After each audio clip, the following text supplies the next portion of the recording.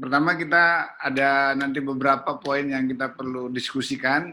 Pertama definisi dulu ya. Ada beberapa definisi tentang hipertensi pada kehamilan. Pertama ada namanya hipertensi kronik. Ini biasanya sudah pasien ibu wanita yang sudah menderita hipertensi sebelumnya atau tekanan darahnya meninggi sebelum kehamilan 20 minggu.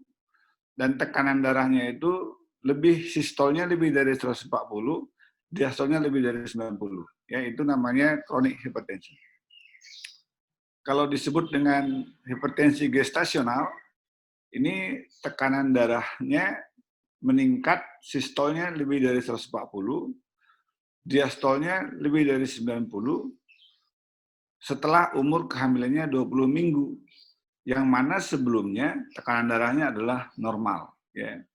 Jadi bisa dibedakan dulu ya, ada namanya chronic hypertension, itu memang sebelumnya wanita yang sebelumnya sudah ada hipertensi, kemudian atau tekanan darahnya meninggi, sistolnya lebih dari 140, diastolnya lebih dari 90, ini atau salah satu aja pun boleh ya, sebelum kehamilan 20 minggu.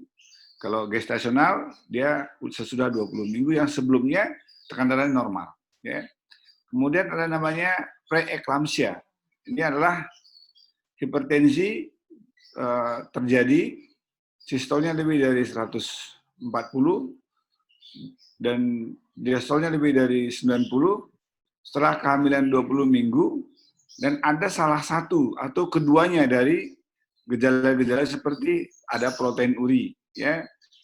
Itu bisa dilihat dari pemeriksaan urin, bagaimana protein kreatin rasionya lebih dari 30 mg per milimol, atau ada albumin di sana, ya, bisa disebut dengan albumin kreatin rasio, itu juga boleh.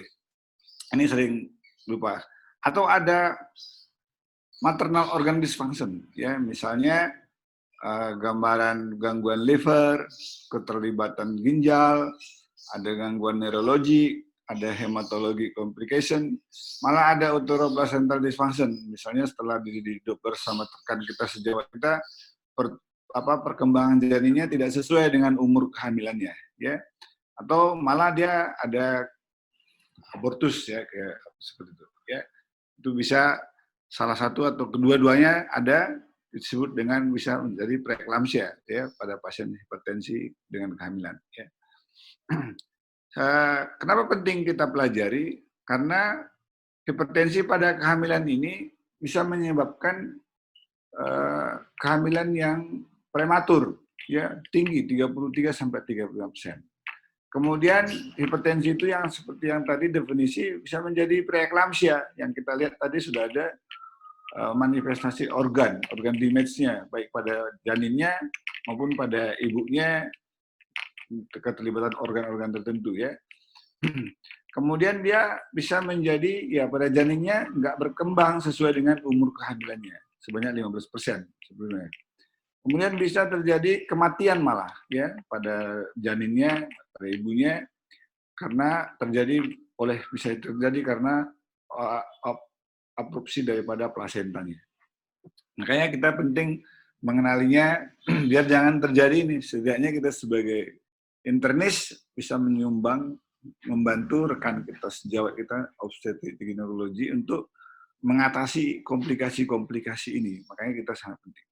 Malah kita bisa memprediksi dia. Ya, kalau memang sebelumnya, kehamilan sebelumnya, atau saat ini misalnya pasien kita tangani sudah ada hipertensi, pada kehamilan berikutnya nanti sebanyak 21% dia akan bisa menjadi hipertensi. Jadi kita bisa kasih saran bahwasanya nanti kalaupun kehamilan berikutnya ibu bisa menjadi hipertensi sekian, sehingga harus perlu dijaga, ya. Atau saat ini dia ada preeklamsia pun bisa menjadi hipertensi sebelumnya. Bisa, kalau dia ada gestasional hipertensi kita hadapi, kita bisa prediksi untuk kehamilan selanjutnya. Begitu juga bisa kita prediksi dengan bisa nggak nanti kejadian preeklamsia dia, bisa. Jadi bisa berulang, ya, pada pasien-pasien yang kehamilan dengan hipertensi, baik dia gestasional maupun setelah dia preeklamsia, ini bisa berulang untuk kehamilan-kehamilan berikutnya. Jadi sangat-sangat kita penting untuk menginform konsen atau mengedukasi pasien ini bagaimana caranya ke depan untuk mempersiapkan kehamilan berikutnya. Jikalaupun ada konsultasi sama kita nanti di lapangan, ya. Sebetulnya apa yang terjadi pada ibu hamil sehingga bisa menjadi memberat hipertensi, bisa terjadi hipertensi, ya. Karena secara fisiologi pada ibu hamil ada perubahan dibandingkan dengan wanita yang normal. Misalnya volume plasmanya akan meningkat 30-50% dari baseline. Sehingga ini juga menjadi beban, ya. Tekanan darah karena peningkatan volume tadi awal-awalnya bisa menurun tekanan darahnya pada ibu hamil, itu wajar. Kemudian dia akan secara perlahan mencapai normal pada trimester kedua mulai, ya. Cardiac output juga akan meningkat karena di dalam tubuhnya membutuhkan suplai daripada darah yang tidak sama dengan yang normal, sebenarnya 30-50%. Heart rate juga bisa meningkat. Aliran darah ke ginjal juga akan meningkat sebanyak 80%. Sehingga filtrasi glomerulusnya juga akan meningkat, ya. Itu bisa terjadi semua pada ibu hamil, ya, berbeda dengan yang normal, ya. Ini dia tekanan darahnya, ya. Pada minggu ke-20 dia akan menurun di paling rendah, kemudian secara gradual akan meningkat mencapai normal kembali sampai ke melahirkan, ya. Bagaimana terjadinya hipertensi gestasional terutama, ya, yang kita pelajari. Bahwasanya pada wanita hamil ada namanya faktor genetik, ya, sama dengan ada NK-sel, ada angiotensin 1 reseptor autoantibody, ada stres oksidatif dan faktor-faktor lain. Ini bisa menyebabkan berubah berbentuk daripada plasenta itu. Jadi plasenta yang pada ibu, makanya kenapa tidak semua wanita hamil menjadi hipertensi atau terjadi gestasional hipertensi? Ya karena ada perbedaan seperti ini. Ya. Neutral kill cell-nya meningkat. Nah, ini menyebabkan disfungsi dari plasenta. Disfungsi plasenta ini menghasilkan mediator-mediator inflamasi. Soluble film like tyrosin 1 sama angelin soluble sama mediator-mediator lain. Mediator-mediator ini melekat dia di dalam pembuluh darah, misalnya di plasenta itu sendiri, itu yang menyebabkan disfungsi plasenta. Melekat juga dia di pembuluh darah di liver, terjadi gangguan liver, itu yang namanya disebut dengan HELLP syndrome, ya, hemolysis elevated enzyme liver low platelet.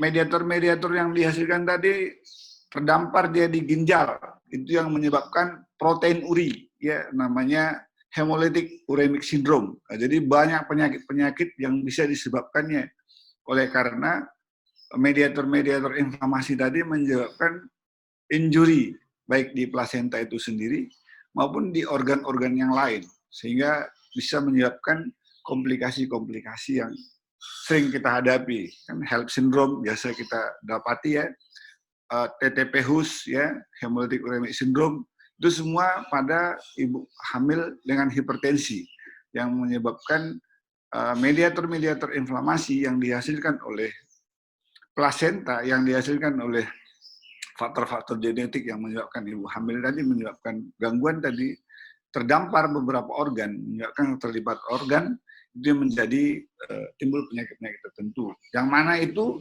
bisa diobati, bisa diatasi dengan pemberian pengobatan-pengobatan tertentu atau ya dengan mekanisme yang tadi, terminasi.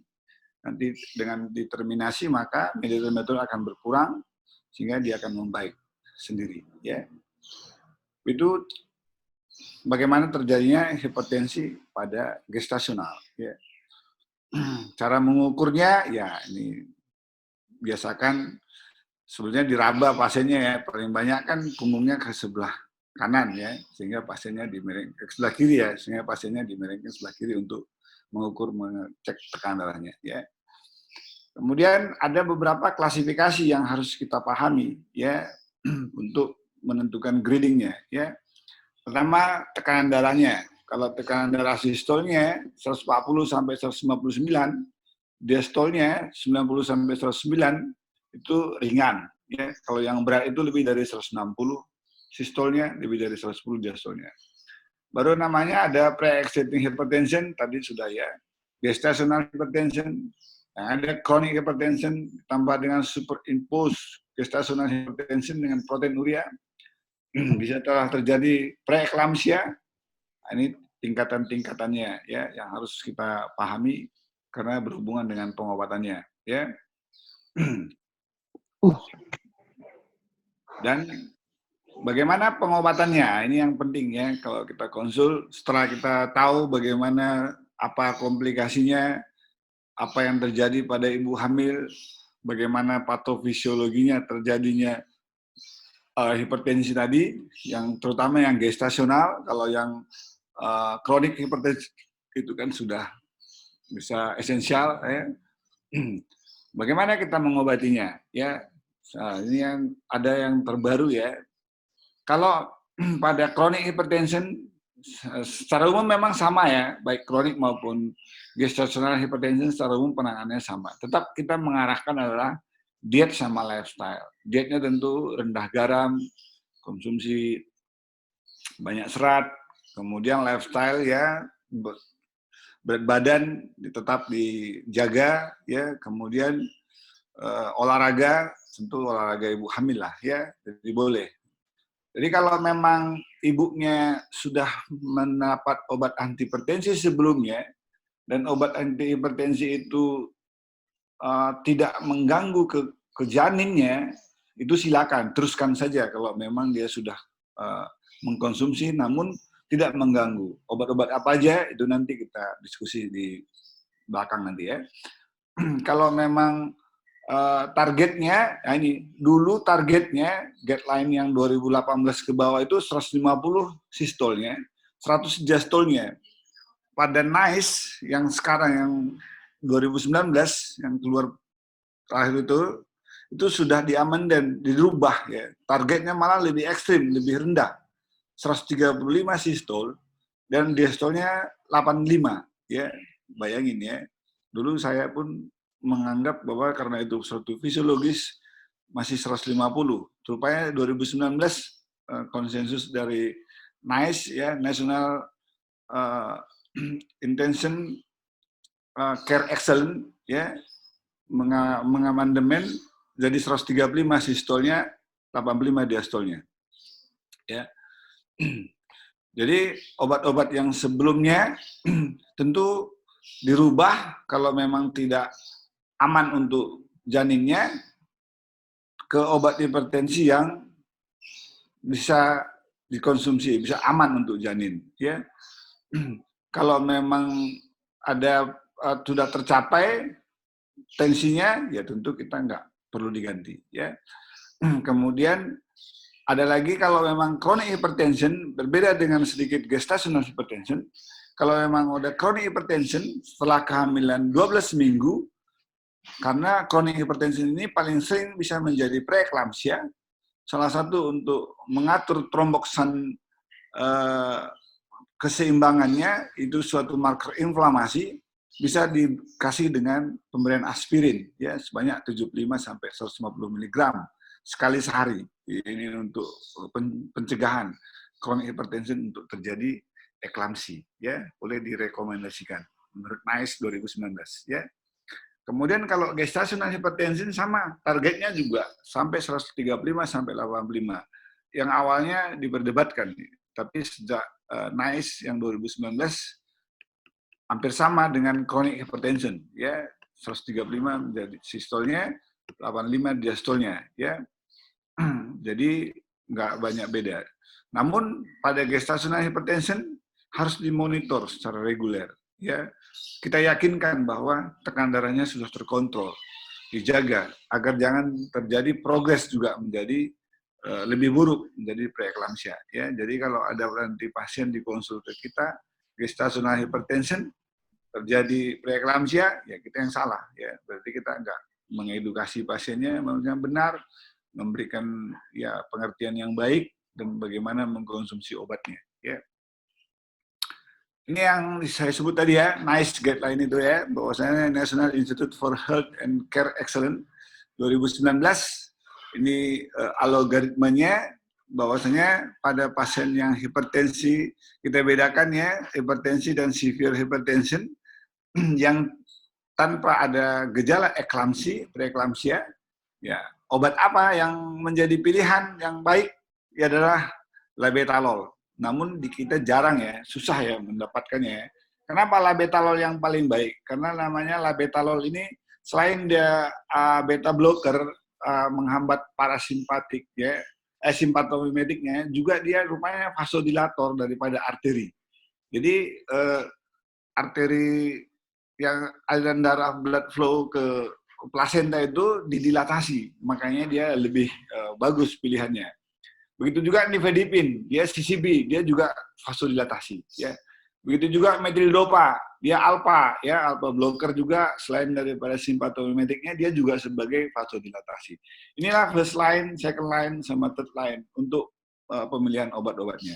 Jadi kalau sebelumnya memang pasiennya mengkonsumsi bukan obat ini, misalnya apalagi ada golongan ACE inhibitor atau golongan ARB, itu harus kita berubah, ya harus kita ganti kalau sudah ada kehamilan di sana, ya harus diganti menjadi kalau memang membutuhkan pengobatan pasiennya harus diganti menjadi obat-obat yang seperti ini.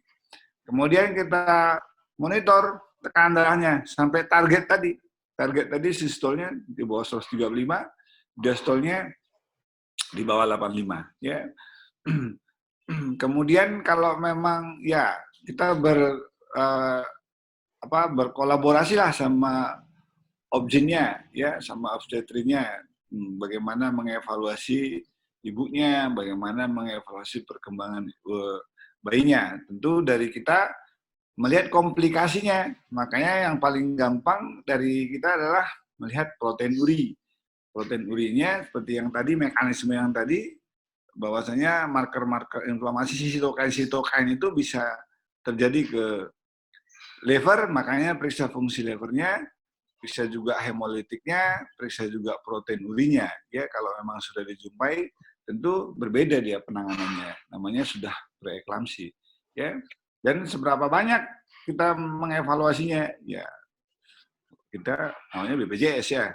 Tapi kalau di secara guideline ini saya setiap minggu ya, setiap minggu kalau memang ada. Kalau enggak, baik dia bisa per 4 minggu ya. Kemudian bila ada dijumpai protein urea salah satu atau kedua tadi, ya kita teruskan dalam pikiran kita bahwa sudah ada mungkin komplikasi ini ibu hamil yang dengan hipertensi sudah dijumpai protein urea, ada komplikasi. Kemana lagi yang bisa? Ya tadi udah diskusi kita, bisa terdampar dia ke liver, makanya periksa enzim livernya, bisa pertumbuhan janinnya yang tidak sesuai, tentu di monitor janinnya, bisa juga ada gangguan daripada hemolisisnya, bisa diperiksa komtesnya atau hemolisisnya. Setelah itu ditentukan dia. Kalau memang umur kehamilannya semuanya tidak ada, tentu diteruskanlah kehamilannya. Kalau memang dia ada tapi bisa dikontrol gejalanya, baik, diteruskan kehamilannya. Tapi kalau memang dia udah ada berat, misalnya sampai kejang ke otak, misalnya tensinya tetap menetap dia, udah kita obati pun sampai kehamilannya 37, sebelum 37 minggu tetap tinggi, dan bayinya juga perkembangannya kurang bagus, mungkin kita diskusi sama obstinnya bagaimana kalau ini bisa dipertahankan atau tidak. Tapi tetap kita mengasih advice ya sama mereka. Kita bukan decision maker, tapi kasih saran bagaimana seharusnya. Karena mengingat kita sudah tahu jangka panjangnya bahwa bisa terjadi kematian baik pada janinnya maupun pada ibunya, sehingga kita bisa memprediksi kapan ini harus diterminasi, kapan memang bisa dipertahankan, dan apa yang mesti kita lakukan. Jadi kita bisa memberikan diskusi lah sama obstetrinya bagaimana mengelola ibu hamil dengan hipertensi. Ya. Jadi obat-obatannya ya ini yang banyak ya yang bisa kita gunakan, ada metildopa, ada labetalol, long acting nifedipine. Kenapa? Yang tadi di samping dia simpatomimetik, dia juga ada dilatasi daripada arteriol ya, sehingga itu pilihan pertama yang diberikan pada anti hipertensi pada ibu yang hamil ya. Tapi kalau dia second line-nya boleh CCB, boleh ya, boleh verapamil boleh. Tapi diuretik hindari ya, karena bisa menyebabkan volume daripada amnionnya menjadi berkurang ya. Begitu juga ACE inhibitor sama ARB itu kan vasokonstriksi ya, makanya sangat kontraindikasi ya, sehingga aliran flow darah ke plasenta menjadi berkurang ya, sehingga berbahaya, bisa menyebabkan fetal anomali ya, itu dihindari ya kalau ada SI. Jadi kalau ada orang sebelumnya hipertensi, wanita yang sebelumnya hipertensi, kemudian dia ada konsepsi, ada kehamilan, kalau dia mengkonsumsi ACE ataupun ARB harus di stop ya. Juga kalau ada mengkonsumsi diuretik harus di stop, harus diganti ke golongan alpha blocker atau beta blocker atau CCB ya, itu pilihannya ya. Di dalam up to date juga ada disebutkan metildopa, labetalol, nifedipine extended release boleh diberikan dengan dosisnya. Kalau dia labetalolnya 100 mg bisa 2 kali sehari, bisa ditingkatkan malah menjadi 3 kali ya, dosisnya bisa sampai 800 mg ya. Tapi yang banyak terbaca saya cuma 100 sampai 400 ya. Atau yang paling sering 2 kali 1 ya, kalau labetalol ya. Tapi kita belum ada sih preparatnya yang saya ketemukan ya. Begitu juga yang rekomendasi terakhir, yang ini dari INASH, bahwa tekanan darah itu masih dibilangnya diturunkan di bawah 160 ya. Tapi kalau NICE dibilangnya 135 ya. Dan bisa diberikan obat hipertensi diawali dengan yang tadi pilihannya bisa CCB yang long acting, yang short acting boleh, silakan ya. Labetalol juga bagus ya. Alternatifnya nitroglycerin kalau memang perlu infus boleh, pakai oral boleh. Kalau dia refraktor boleh dikasih sodium nitrofusin pada hipertensi. Tapi kalau dia tidak bisa yang tadi nggak terkontrol, mungkin kita harus diskusi sama objinnya, umur kehamilannya sudah berapa, apa yang mesti kita lakukan, komplikasi-komplikasi apa yang sudah terjadi pada pasiennya. Kalau clear-clear aja, nggak ada komplikasi, mungkin nggak ada masalah. Ya. Jadi sebagai kesimpulannya bahwa hipertensi sangat unik ya, merupakan suatu tantangan kita pada orang hamil karena dia berbeda dengan orang yang normal. Ya, patogenesisnya sudah kita lihat tadi, ya kita harus pahami apa organ-organ yang terlibat sehingga kita bisa merekomendasikan obat anti hipertensi mana yang penting dan berapa target yang harus kita capai. Mungkin itu dulu dari saya pemaparannya, boleh kita sambung dalam diskusi.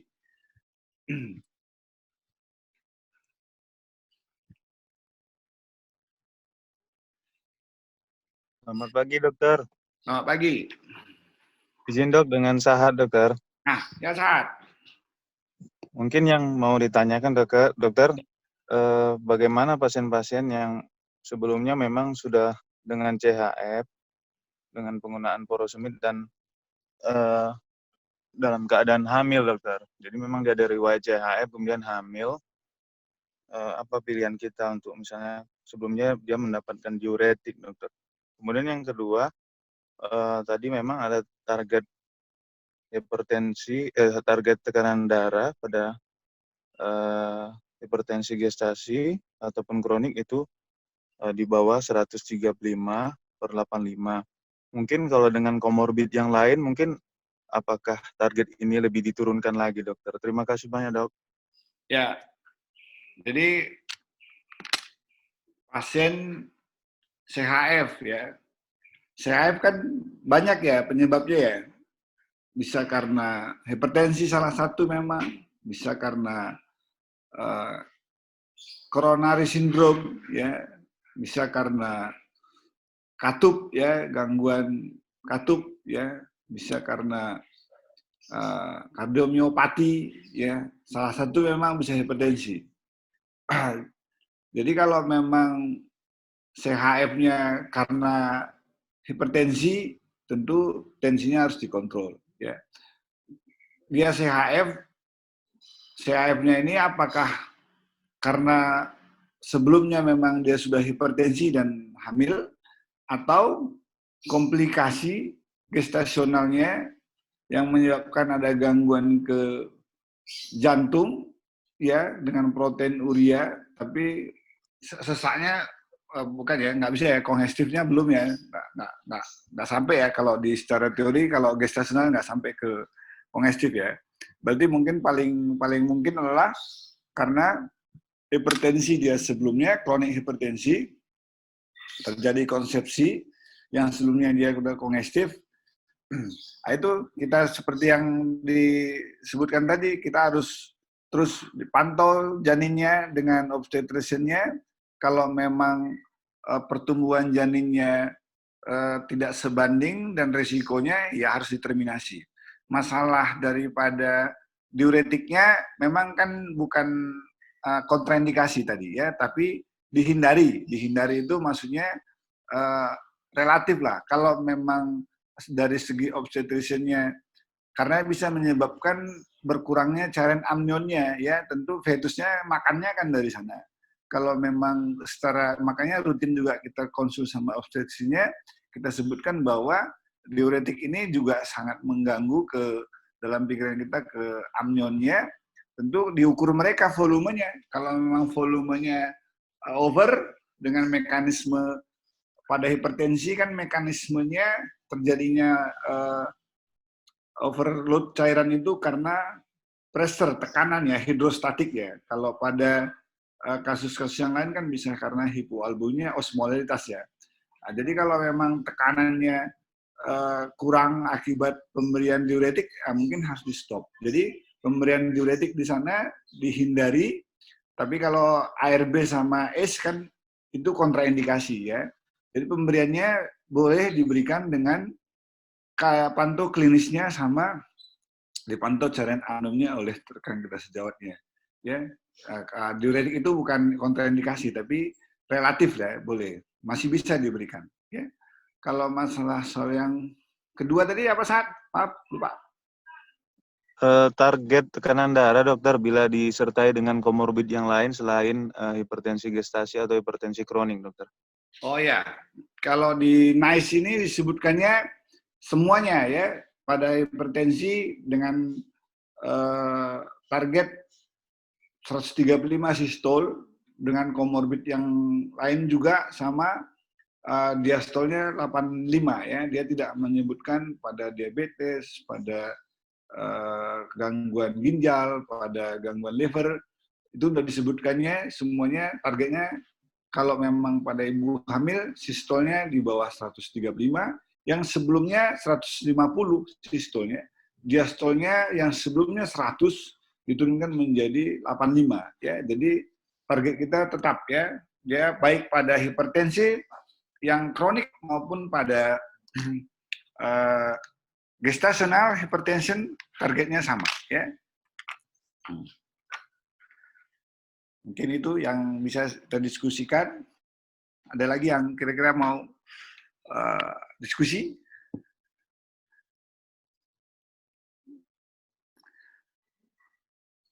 Dan ya satu mungkin informasi bahwa dengan mekanisme yang tadi nanti maaf ya, pada gestational hypertension dia setelah melahirkan, baik dia normal maupun harus determinasi lebih cepat, misalnya dengan tidak adanya gangguan di plasenta lagi, plasenta tidak menghasilkan daripada tyrosine like form tadi maupun engelin tadi, maka inflamasi akan berkurang, maka injurinya akan berkurang, biasanya dia recovery, ya. 2 atau 3 bulan kemudian, pasien yang sebelumnya hipertensi dengan kehamilan akibat gestasionalnya tadi akan membaik menjadi normal, ya, biasanya akan menjadi normal. Hanya sedikit saja tadi ya, hanya 4% lah, ya, yang bisa berkembali lagi sebagai hipertensi yang bertahan, ya, tapi secara umum dia akan normal kembali. Jadi bisa dibilang diedukasi pasiennya, nanti kamu setelah melahirkan, mungkin obatnya masih bisa dilanjutkan, setelah 2 atau 3 bulan, secara umum akan membaik dan tidak membutuhkan obat antihipertensi lagi. Namun, ya, pernah hipertensi juga menjadi faktor risiko, ya, tapi tidak banyak, ya, sedikit, tapi bisa diedukasi pasiennya, ya.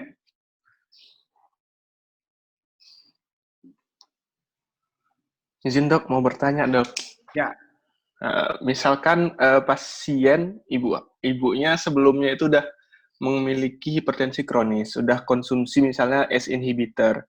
Kan pada saat dia hamil kita switch ke obat-obat yang tidak kontraindikasi. Ya. Nah, setelah dia bersalin, kapan kita switch lagi obat yang hipertensi kehamilannya ke oral atau ke yang biasa, yang ke ACE, atau tetap dilanjutkan dengan obat anti hipertensi waktu dia waktu hamil? Ya. Terima kasih dok. Yang kita pikirkan kalau dia sudah melahirkan kan apakah obat hipertensinya lewat ASI atau tidak, ya. ACE inhibitor sama ARB tidak ada, tidak masuk ke ASI. Jadi segera pun boleh, nggak ada masalah, ya. Sepanjang tekanan darahnya sudah sampai tekanan darahnya terkelola dengan baik, ya. Kalau sudah melahirkan, semua obat hipertensi sudah bisa dikonsumsi karena semua tidak melewati ASI, ya, tidak ada kandungan obat itu di dalam ASI, sehingga aman untuk bayi ibu menyusui. Kalaupun pasiennya mau menyusui, boleh. Kalau tidak menyusui juga nggak apa-apa, ya. Segera setelah. Begitu juga ya, begitu Anda dikonsulkan atau obstetrinya tahu bahwasanya ibu ini hamil dan ada obat yang tadi langsung diganti, ya. Kalau di NICE guideline bilangnya segera saat itu juga. Begitu kita tahu dia ada konsepsi kehamilan, switch langsung, ya, nggak menunggu. Tapi kalau pengelolaannya ya tetap, ya, komplikasinya harus kita jaga karena tadi ya mekanisme tadi terjadinya itu bisa menyebabkan sitokain inflamasi yang bertambah jumlahnya. Sitokain ini yang menyebabkan gangguan di mana-mana, ya. Kalau gangguannya di liver namanya HELLP syndrome, kalau gangguannya di ginjal namanya hemolytic uremic syndrome, kalau gangguannya ya ke neurologik, ya, kejang-kejang pasiennya, ya, itu harus kita kontrol jangan terjadi seperti itu, ya. Nah, jadi segera langsung diganti kalau dia kehamilan hipertensi kronik, ya. Begitu dia melahirkan, kalau memang dia nyamannya ke obat seawal, ya boleh-boleh aja. Yang penting kan tensi itu bukan obatnya apa, tapi targetnya tercapai atau tidak.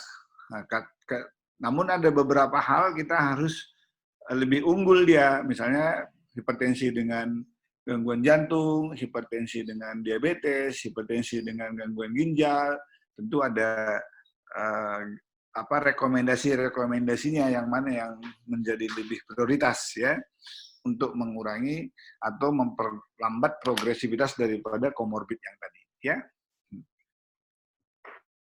Terima kasih dokter. Izin dokter, mau bertanya dokter. Ya, Pada pasien yang sebelumnya tidak ada riwayat hipertensi, tapi pada kehamilan didapati hipertensinya di bawah 20 minggu dokter. Itu kapan kita putuskan untuk memberikan pengobatan pada pasien? Dan pada pasien yang dengan proteinuria, apa pilihan terapi pada pasien kita berikan? Karena ACE di sini tadi dikontraindikasikan. ya, terima kasih. Ya, jadi kalau memang dia sebelumnya tidak ada hipertensi, namun pasiennya misalnya kehamilan 10 minggu, sistolnya menjadi 160 misalnya, diastolnya menjadi 100. Ini kita sebut dengan chronic hypertension, ya, bukan gestational hypertension secara definisi, ya, secara definisi. Kapan kita berikan obat hipertensi? Tetap, ya, kita tetap bawa bukan obatnya dulu, kan tadi udah diet sama lifestyle dulu, ya. Dietnya dulu diperbaiki, kasih rendah garam, konsumsi serat, ya. Kemudian ada lifestyle-nya, ya, misalnya berolahraga tapi ya olahraga ibu hamil lah, jangan lari-lari sama lompat-lompat, ya. Ya direkomendasikan. Kalau memang kita evaluasi dalam 2 sampai di situ saya sebutkan 1 sampai 2 minggu, ya. Dievaluasi 1 sampai 2 minggu, tekanan darahnya masih di atas 140, sistolnya yang dulu kan 160, ya, baru di-treat, itu langsung di-treat, ya.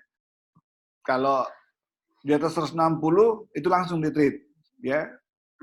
Tapi kalau 100 di NICE ini 139,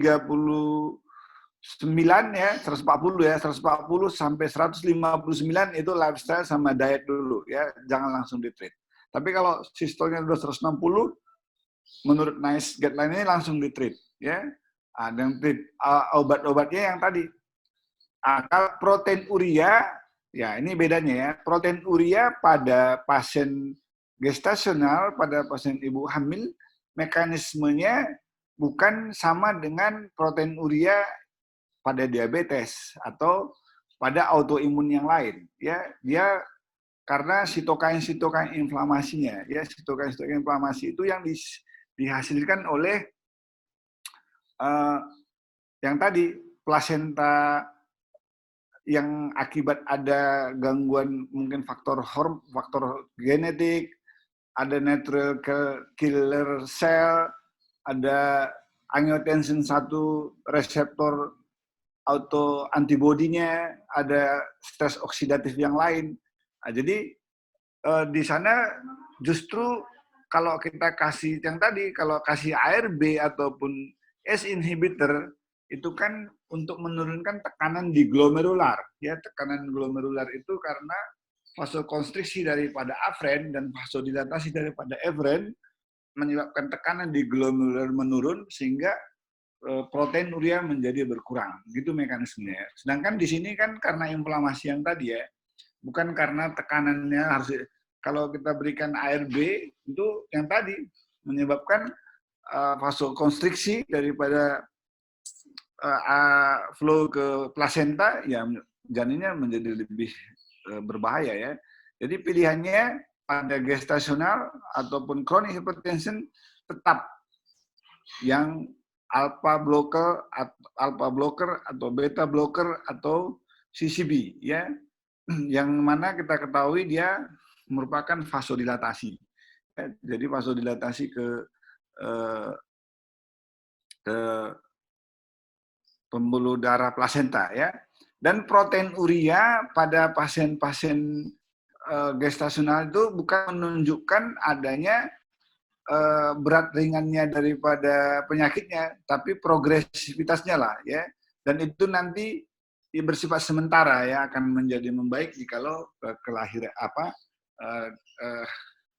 janinnya sudah lahir, ya. Jadi bukan merupakan penyakit yang menetap, ya.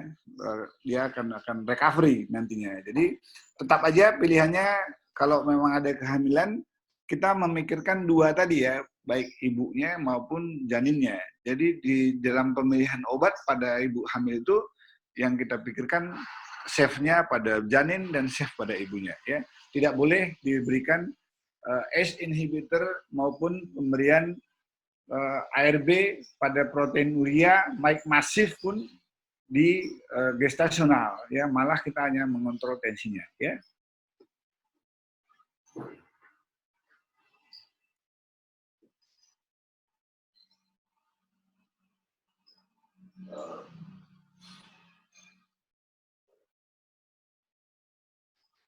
Kira-kira seperti itu, ya.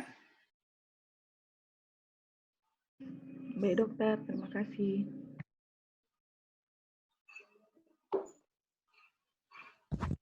Selamat pagi dokter. Pagi. Andre dokter. Iya, Andre. Izin dokter bertanya. Belum tamat kau, Andre? Ya dokter. Belum tamat kau, Andre? Belum. Menunggu ujian dokter. Oke, gimana, Andre? Izin dok bertanya. Kadang-kadang sering kita dikonsul dari sejawat Opjin sudah dengan terapi dari mereka, di mana kadang dikasih nifedipin 3x1 misalnya gitu ya dok. Sebenarnya bagaimana di penyakit dalam untuk tata laksana pasien, kadang dikonsul sudah tensi 220 misalnya sistolnya, kemudian kita mendapat konsul dari mereka dan mereka sudah kasih sendiri dosis nifedipin dari mereka sebanyak 3 kali sehari misalnya kan. Kalau lihat tadi dari slide memang dosis sekali sehari ya dokter. Menurut pengalaman dokter kira-kira berapa dosis awal ataupun maintenance yang bisa kita kasih ke pasien untuk nifedipin ini dokter? Terima kasih, itu aja dokter. Gini, tetap aja ya kita klasifikasi yang tadi ya. Kalau memang sistolnya di atas 160, diastolnya lebih dari 90, itu kan udah berat tadi ya. Kemudian ada keterlibatan organ. Ya ini dulu yang dipahami ya. Tetap kita pakai itu ya. Ada gangguan di ginjalnya, ada gangguan di livernya, ada neurologiknya, ataupun ada janinnya, bagaimana ya. Kalau memang udah 220 dan ada keterlibatan organ, tetap kita kelompokkan dia bukan seperti kita emergensi tidak ya, tapi severe eklamsi ya. Jadi kalau severe eklamsi penanganannya segera tekanan darahnya turunkan karena kita tahu itu penyebabnya. Caranya ya pakai IV, nggak boleh pakai tablet-tablet lagi. Ada direkomendasikan kan untuk pemberian CCB, golongan CCB memakai dengan IV ya. Targetnya ya sama dengan yang tadi ya. Kemudian kalau untuk maintenance-nya, apa maintenance-nya? Kalau nifedipin kan memang ada direkomendasikan di sini, tapi kita kan tahu, makanya memang selama ini kita harus kolaborasi sama mereka. Kerjanya sangat singkat ya, kerjanya sangat singkat. Cuman 2-3 jam. Kalau hanya 3 kali pemberian nifedipin, nggak ada efek, malah rebound ya. 8 kali sehari baru ada manfaatnya. Makanya dimodifikasi CCB yang long acting. Karena kalau 8 hari sehari kan nggak mungkin patuh pasiennya, kepatuhannya, sehingga tekanan darahnya bisa berfluktuatif ya, dan bisa menyebabkan malah komplikasi yang lebih berat.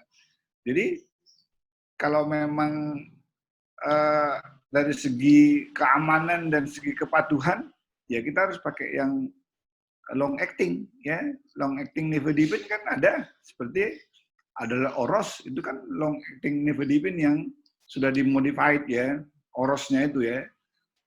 Kalau yang golongan yang lebih panjang, lebih panjang lagi kerjanya, bukan lebih panjang ya, menengah bisa 2 kali sehari, alpha blocker 1, beta blocker tadi ya. Alpha blocker 2 sekali sehari juga ya, beta blocker yang 2 kali ya, bisa 2 kali. Seperti labetalol itu ya. Kenapa kita pilih itu? Itu tadi karena mekanismenya obat ini selain daripada dia memblok simpatisnya, juga dia vasodilatasi ya, vasodilatasi daripada arteriol tadi yang membutuhkan flow ke plasenta. Karena yang kita pikirkan 2 itu ya, janin sama ibunya ya. Jadi pilihannya Kenapa itu tadi? Bukan karena tidak ada alasan, karena memang dia ada di samping dia menurunkan tekanan darah dengan cara memblok simpatisnya, dia juga vasodilatasi, ya itu maksudnya, makanya diberikan itu. Dosisnya, ya kalau nifedipin tentu ya lebih banyak, kalau lebih banyak, lebih sering tentu ya pasiennya nggak patuh, nah itu aja. Ya, Ya, terima kasih dokter. ya.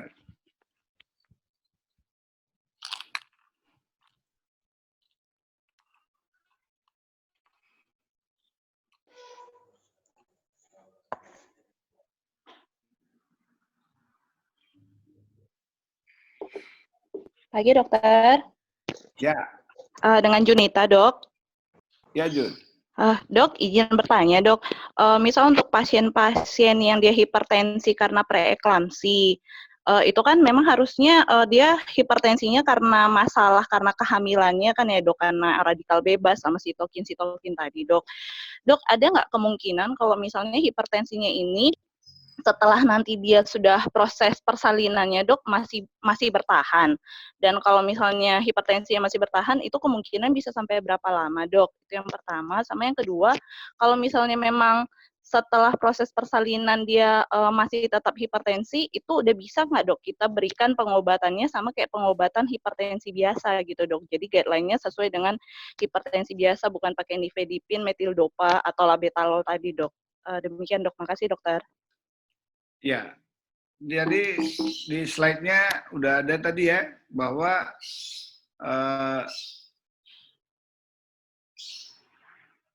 pada hipertensi yang akibat kehamilan dengan mekanisme yang tadi, akibat ada disfungsi daripada plasenta, setelah melahirkan tentu plasentanya kan nggak ada lagi ya. Sehingga plasenta tidak akan menghasilkan lagi sitokain-sitokain tadi.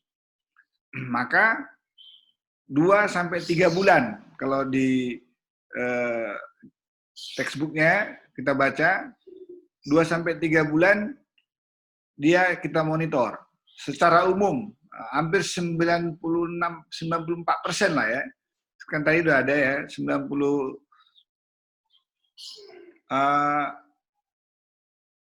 90% recovery, ya dia akan membaik, dia tidak perlu obat lagi, ya.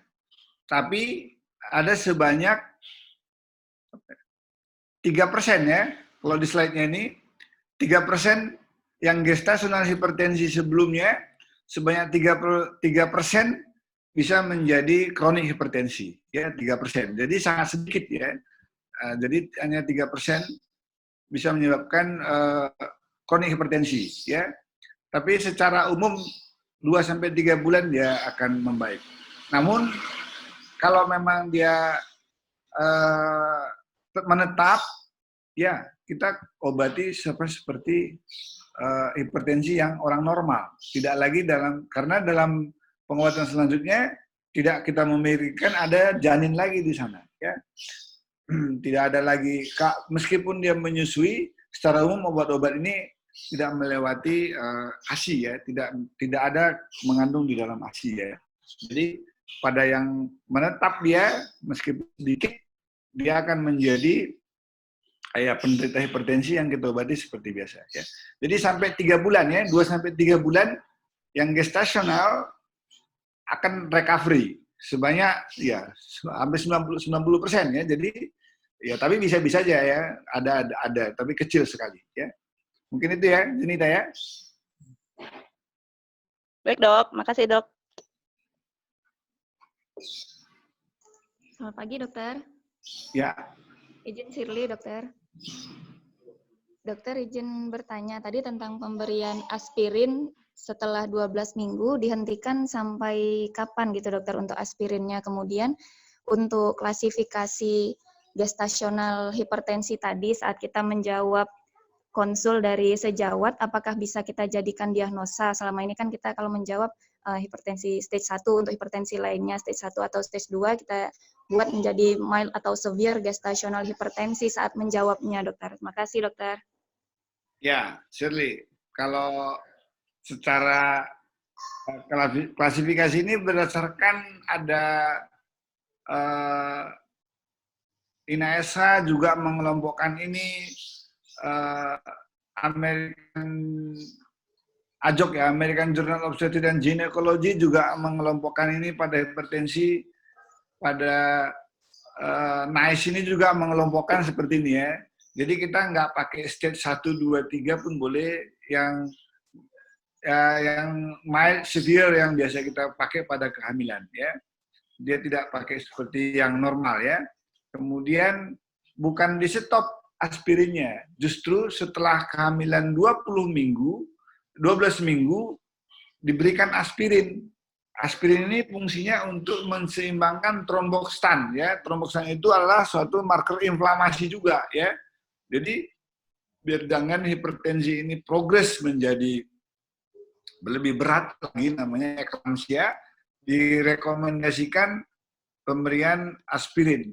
Memang di dalam literaturnya yang terbaca, pemberian aspirin ini sedikit sebetulnya, bukan signifikan sebetulnya ya, tapi ada manfaatnya.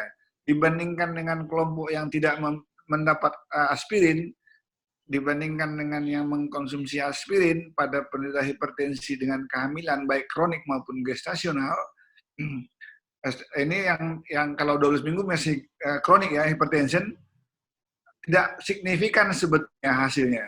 Tetapi ada kejadian preeklamsianya lebih rendah pada orang yang mengkonsumsi aspirin dibandingkan dengan yang tidak mengkonsumsi aspirin. Tapi sebetulnya ini bukan suatu rekomendasi absolut, tapi ada penelitiannya lebih menguntungkan tapi tidak signifikan sebetulnya ya.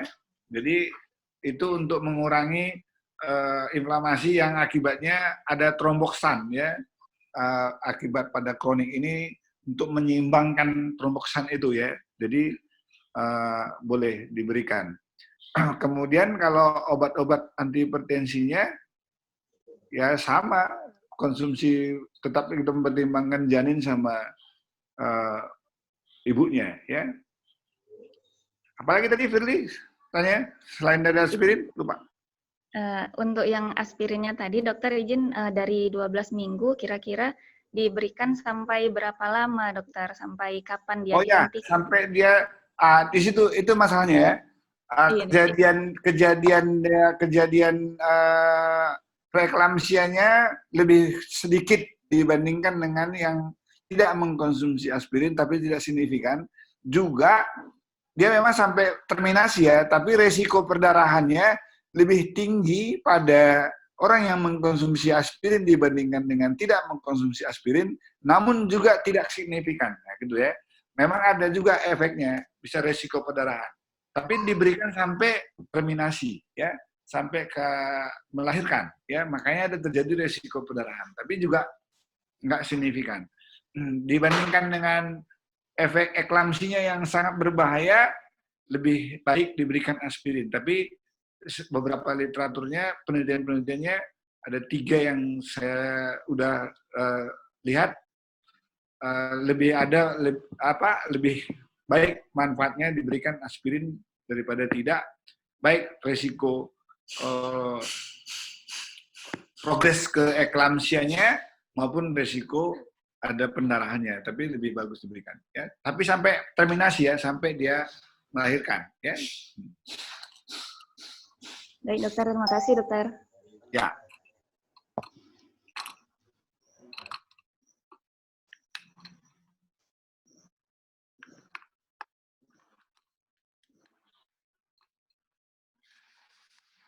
Izin dokter. Ya. Arif izin bertanya dokter. Biasanya kan kalau kita dikonsul dari Obgyn, ada pasien eklamsi, mereka sudah menggunakan MgSO4 kan dokter. Untuk terapi antihipertensinya, kira-kira apa yang direkomendasikan dokter untuk pada pasien eklamsi yang sudah diberikan MgSO4? Karena pernah baca bahwa nifedipin tidak bisa meningkatkan kontraksi dari otot sendiri, dokter. Apakah boleh kita ganti seperti misalnya beta blocker atau alpha blocker seperti itu, dokter? Ya, mungkin Gini, Brip.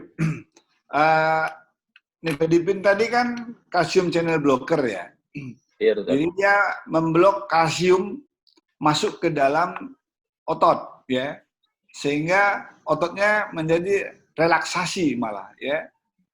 Bisa menjadi relaksasi dan menjadi kalau ototnya masuk ke otot polosnya di pembuluh darah, relaksasi tentu akan menjadi dilatasi. Begitulah cara kerja daripada CCB itu, memblok kalsiumnya masuk ke dalam otot sehingga dia relaksasi, dia dilatasi sehingga tekanan darah menjadi berkurang. Ya. Jadi kalau menyebabkan tetanik dia atau kejang dengan pemberian nifedipin itu mungkin saya belum baca ya, tapi nanti sama-sama kita carinya. Tapi caranya kerjanya adalah CCB itu kalsium channel blocker itu dia memblok kalsiumnya ya, makanya terjadi relaksasi.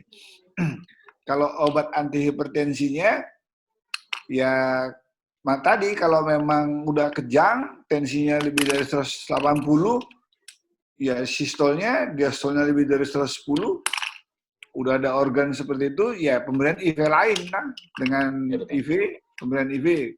Ya, tapi kalau udah di bawah itu, kita anggap dia yang mild, ya boleh dengan oral tetap aja yang kenapa diberikan yang CCB ataupun beta blocker atau alpha blocker tadi, selain menurunkan tekanan darahnya, juga dia vasodilator daripada arteriol, ya, yang mana boleh diberikan. Ya. Untuk IV-nya dokter yang aman kita berikan apa dokter? Dicardipin atau yang boleh pada pasien eklamsi dokter? Ya, pemilihannya tergantung heart rate ya biasa ya. Bisa kita kasih yang non dihidropiridon atau dihidropiridon ya. Kalau heart rate-nya memang tidak perlu kita nggak berpengaruh, ya kita kasih yang non dihidropiridon ya. Tapi kalau heart rate-nya agak tinggi, ya boleh dikasih dihidropiridon ya. Jadi dilihat heart rate-nya yang mana yang cocok sama pasiennya ya. Baik dokter.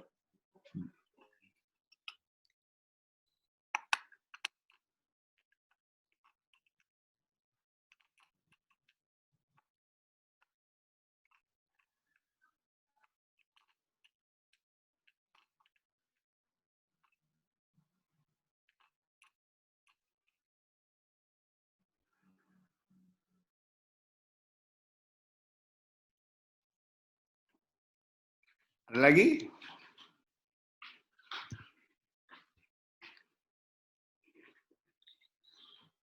Jadi udah lama juga kalian nggak kadang malik ya? Masih kadang malik ya kalian? Masih dokter. Masih dokter. Nggak takut kalian sama corona nggak? Takut lah dok. Nggak ya? Saya mau kasih ilustrasi ya. Saya dari pertama pasien corona udah menangani dia ada malik ya. Jadi sebagai dokter kita tidak perlu takut dengan corona, tapi waspada ya. Waspada ya.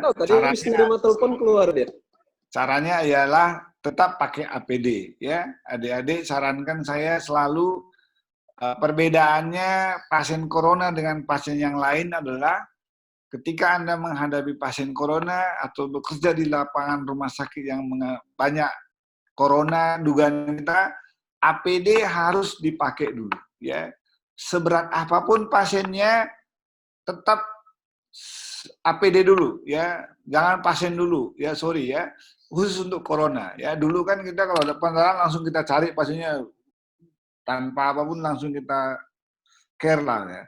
Tapi khusus untuk corona, APD dulu pastikan. Saya cocoknya APD-nya level berapa? Ya.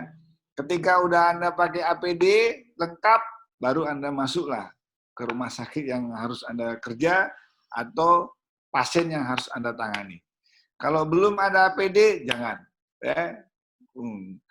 APD tidak mesti keamanan diri kita, tidak mesti ada orang lain yang memperhatikannya, tidak. Kita sendiri pun wajib ya Kalau memang tidak dikasih orang, mau bilang apa?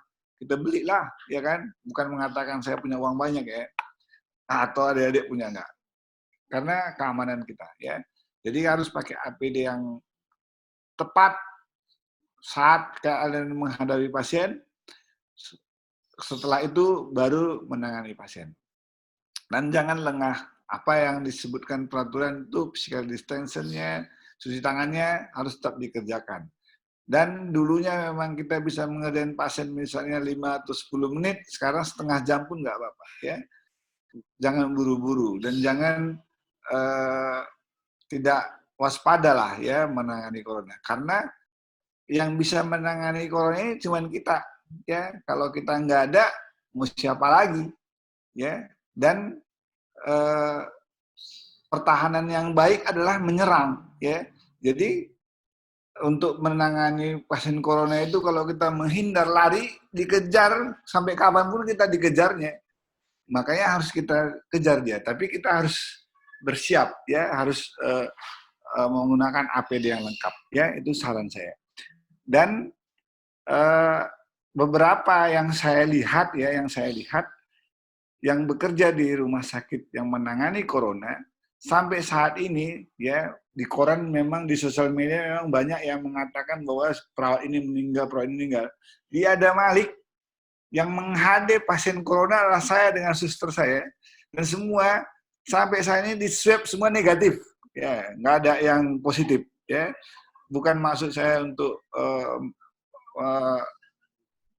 membuat Anda gimana ya, termotivasi bukan. Tapi saya hanya mengatakan data bahwa kenapa? Karena ya APD tadi, ya APD harus bagus ya. Jadi kalau nggak ada APD jangan ya. Sama sekarang ada PPD stasiun nefro yang udah swabnya sudah negatif sih rapidnya, tapi bergejala.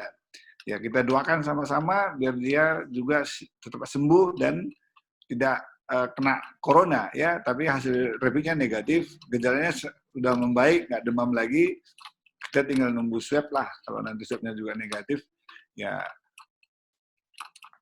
dia akan baik dan tidak terkena corona. Ya tidak tertutup kemungkinan nanti adik-adik yang tamat pergi ke daerah, ya bagaimana mau bekerja kalau nggak takut dengan corona, ya nggak bisa kan.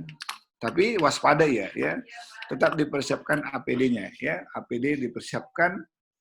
Ya kita ketahui sifat-sifat daripada virus corona itu pertama penyebarannya adalah lewat droplet. Dropletnya disebutkan maksimal 1,8 dikira 2 meter. Kemudian dia bisa bertahan hidup memang lebih lama 72 jam bervariasi ya. Kemudian dia sangat lemah sebetulnya, dia tidak tahan dengan suhu. Dia juga tidak tahan dengan soda seperti alkohol, sabun ya. Makanya tetap bercuci tangan. Kemudian port the entry-nya adalah lewat mulut, hidung sama mukosa mata. Jadi harus ditutup ya mulut. Nah, dan satu lagi yang sering saya ingatkan sama suster. Segatal apapun mata Anda, jangan Anda ucek-ucek dengan tangan sebelum mencuci tangan. Gitulah ya. Karena gatalnya itu tidak akan membuat Anda berbahaya, tapi menguceknya itu dengan tangan belum tercuci itu berbahaya. Jadi segatal apapun perasaan Anda di hidung Anda, di mata Anda, di mulut Anda, kalau Anda mau menyentuhnya, cuci tangan dulu. Ya. Jangan dulu disentuh sebelum cuci tangan. Nah itu sering saya ingatkan sama suster-suster saya. Segatal apapun itu, ya cari dulu tempat cuci tangan dulu, baru diucek atau bagaimana terserah. Ya. Itu saran saya lah ya. Mungkin ada manfaatnya. Kita harus berbesar hati. Kalau nggak kita, siapa yang mengobati? Kalau kita lari, dikejar juga ke rumah pun kita dikejar sama si corona itu ya. Nah, jadi tapi tetap pakai APD dan pelajari sifat-sifat daripada virus corona itu bagaimana sehingga kita bisa terhindar. Ya, moga-moga bermanfaat. Mungkin itulah yang bisa saya sampaikan pada hari ini. Ya, saya juga sudah rindu nih kalian semuanya. Tapi begitulah dia. Kita lewat video conference saja dulu, ya kan? Terima kasih. Selamat pagi, selamat berpuasa ya bagi adik-adik yang berpuasa. Sehingga lebih baik dan lebih sehat. Tetap jaga kesehatan. Oke, terima kasih.